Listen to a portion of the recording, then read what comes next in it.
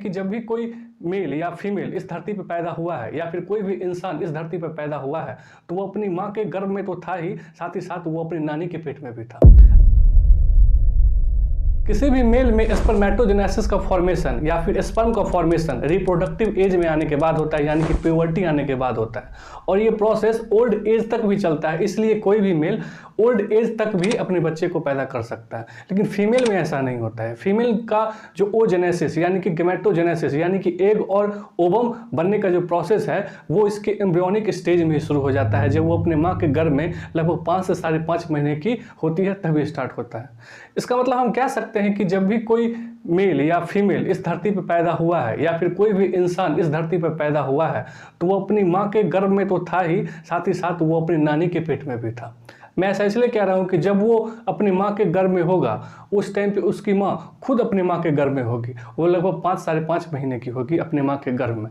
काफ़ी रोचक जानकारी है। आज के इस वीडियो में इसी ओजेनेसिस के बारे में समझेंगे कि आखिर ये ओजेनेसिस कैसे होता है, इसकी शुरुआत कैसे होती है और महिलाओं में जो एग यानी कि ओजेनेसिस होता है वो किस प्रकार होता है, किस तरह से होता है। तो आप सबको मेरा नमस्कार, मैं धीरज कुमार। और ख़ास करके वो स्टूडेंट जो नीट का प्रिपरेशन कर रहे हैं या फिर 12th में है और बोर्ड का प्रिपरेशन कर रहे हैं, उनके सिलेबस में भी ह्यूमन रिप्रोडक्शन नाम का एक चैप्टर है, उसमें ये सब दिया हुआ है, तो वहाँ पर भी उनको काफ़ी हेल्प हो जाएगा। तो आइए इस वीडियो की शुरुआत करते हैं। आप अंत तक बने रहिएगा, you will get a lot of knowledge from this video। तो इसकी शुरुआत अगर हम बात करें तो जब वो अपने माँ के गर्भ में लगभग 5 महीने की होती है या फिर 5.5 महीने की होती है तो उसमें जितना भी ओगोनिया सेल बनना होता है वो बन के तैयार हो जाता है। अब ओगोनिया सेल को समझने के लिए थोड़ा सा हमको ओवरी के स्ट्रक्चर को समझना पड़ेगा। ओवरी का जो ओवरऑल स्ट्रक्चर होता है ये तो 2 होते हैं, आलमंड शेप का होता है, किसी भी फीमेल में ये 2 होते हैं।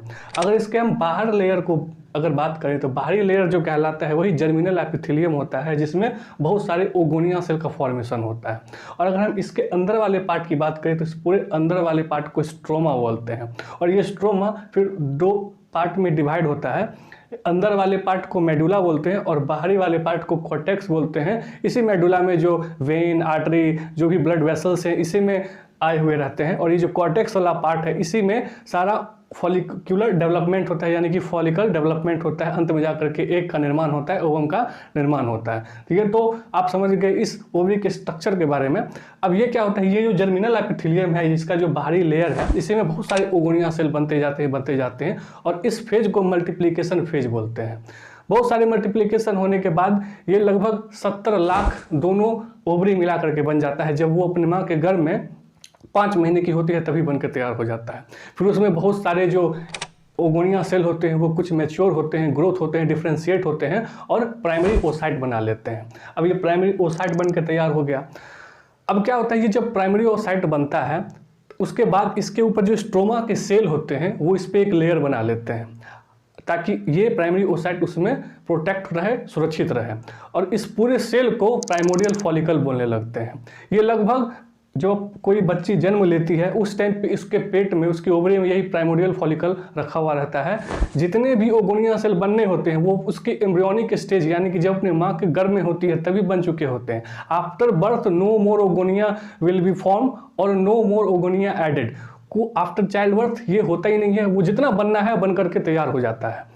उसके बाद क्या होता है कि ये तो अब हो गया प्राइमोडियल फॉलिकल। प्राइमोडियल फॉलिकल में जब जैसे ही वो प्यूबर्टी पे आती है यानी कि रिप्रोडक्टिव एज पे आती है उसके हाइपोथैलेमस से गोनाडोट्रोपिन रिलीजिंग हार्मोन रिलीज होता है और ये एंटीरियर पिट्यूटरी के पास जाता है। अब इंटीरियर पिट्यूटरी क्या है, हाइपोथैलेमस क्या है, इसका मैंने चर्चा एक अलग वीडियो में किया हुआ है। आप इस वीडियो को देखेंगे तो उस पर मैंने वहाँ पे इसका जिक्र किया हुआ है। और समझिए ये ब्रेन में ही होता है, पी शेप जो मटर के दाने के बराबर इसका साइज होता है इस पिट्यूटरी ग्लैंड का। इसमें 3 पार्ट होते हैं, एक्चुअली 2 पार्ट फिर मर्ज हो जाते हैं। उतना डिटेल में नहीं जाएंगे, आप इस वीडियो को देख लेंगे तो आप आराम से उस चीज़ को समझ पाएंगे। ये जो एंटीरियर पिट्यूटरी में ये हाइपोथैलेमस से गोनाडोट्रोपिन रिलीजिंग हार्मोन इसमें आता है और यहाँ से एफएसएच को रिलीज करवाता है, यानी कि फॉलिकल स्टिमुलेटिंग हार्मोन को ये रिलीज करवाता है। अब ये जो फॉलिकल स्टिमुलेटिंग हार्मोन इसका काम ही होता है फॉलिकल का स्टिमुलेट करवाना, उसका डेवलपमेंट करवाना।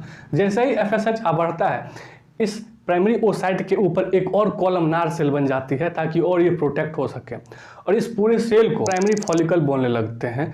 अब होता क्या है, जो 70 लाख ओगोनिया सेल बनकर के तैयार हुआ था वो लगभग 2 से 4 लाख यानी कि 2 लाख पर ओवरी, यानी कि दोनों ओवरी मिला करके 4 लाख प्राइमोडियल फॉलिकल बनता है। और जब वो रिप्रोडक्टिव एज में आती है पिट्यूटरी ग्लैंड से वहाँ से FSH रिलीज होता है और ये करीब 60 से 80 हज़ार पर ओवरी बनकर तैयार हो जाता है, जो 70 लाख से लेकर के ये लगभग 80 हज़ार पर ओवरी तक आ गया, यानी कि आप 1.5 से 1,60,000 के आसपास बोल सकते हैं कि इतना प्राइमरी फॉलिकल उसके ओवरी में रहता है जब वो प्यूबर्टी पे आती है। और जिस दिन ये प्राइमरी फॉलिकल खत्म हो जाएंगे उसी दिन फीमेल का मेनोपॉज आ जाएगा। इसलिए आप सुनते होंगे कि ओल्ड एज में मेल तो बच्चा पैदा कर सकता है लेकिन फीमेल ओल्ड एज में बच्चा पैदा नहीं कर सकती है, क्योंकि इसके जितने भी प्राइमोडियल फॉलिकल बनने थे वो इसी तरह बन जाते हैं और जब ये खत्म हो जाता है तो उसी टाइम पे मेनोपॉज आता है। अब हम और आगे बात करते हैं। अब ये FSH फिर से रिलीज होता है, कंटिन्यू रिलीज होता है, इसका डेवलपमेंट करवाता है। अब ये प्राइमोडियल ये जो प्राइमरी फॉलिकल है, अब इसके अंदर जो प्राइमरी ओसाइट है, अब क्या होता है कि इसमें ना जब ये एम्ब्रियोनिक स्टेज में होती है ना तो ये सब प्रोसेस हो चुका होता है। अब होता है क्या है ना कि इसका जो प्राइमरी ओसाइट बन करके तैयार होता है लेकिन इसमें ना ये स्टॉप हो जाता है। स्टॉप इसलिए हो जाता है क्योंकि ये जब मियोसिस होता है, अब मियोसिस 2 पार्ट में होता है, एक मियोसिस 1 और मियोसिस 2। अब मियोसिस 1 का जो प्रोफेज 1 है उसके डिप्लोटीन स्टेज में जाकर के ये स्टॉप हो जाता है और ये स्टॉप होकर के रखा हुआ रहता है। अब इसमें FSH आता है, कंटिन्यू डेवलपमेंट करवाता है। अब ये जो प्राइमरी ओसाइट है, अब क्या होता है कि इसके अंदर और भी सेल तैयार हो जाते हैं, मल्टीलेयर सेल तैयार हो जाते हैं और उस मल्टीलेयर सेल को प्रोटेक्शन के लिए एक थीका लेयर भी बन जाता है।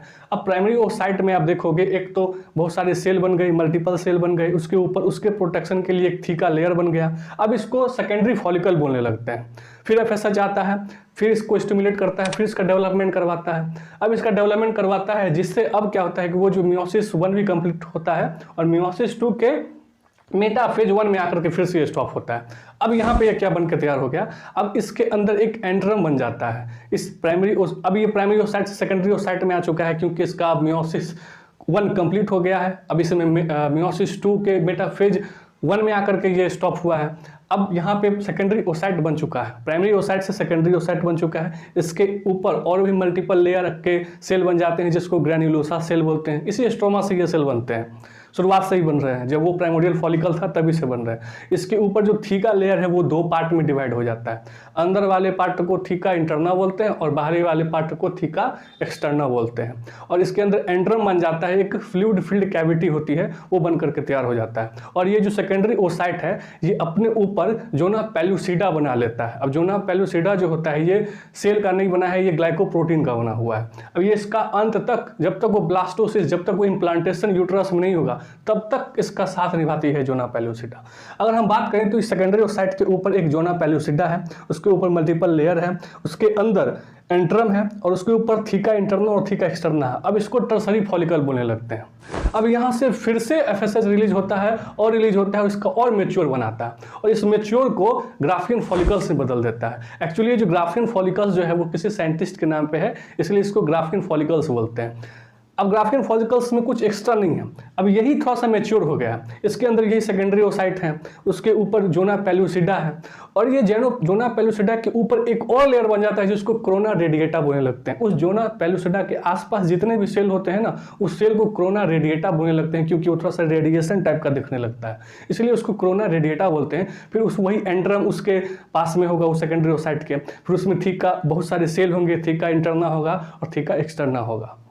अब क्या होता है कि LH रिलीज होता है, FSH वैसे ही कम हो जाएगा क्योंकि जब LH रिलीज होता है ना तो FSH अपने आप कम हो जाता है और ये LH जो है इसको ओव्यूलेशन करवा, ये सेकेंडरी ओसाइट बाहर आ जाता है।